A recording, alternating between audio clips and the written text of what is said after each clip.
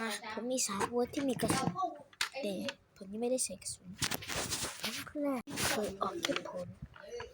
หลายรอบพ่นไอ้เลวพ่นไอ้เลวพ่นไอ้เลวไม่ต้องพ่นเลวนั่นน่ะโทรหากูนะกูบอกว่าเบ็ดที่หมดเลวเดี๋ยวกูกลับไปอยากกูว่าติดบ้ารู้ไหมเจอพวกแกนี่มากูบอกว่าแต่กูบอกพิมพ์มาแล้วกูบอกเป็น5%แล้วอย่าไอ้นี่พิมพ์มาแล้วกูรู้สิเป็นกูรู้วะกูว่าต้องคักมาซา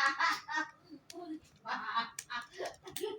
มึงว่ามึงเอ็ดได้แล้วแหละกูว่ากูเองกูติดบ้าก็อีกอันนึง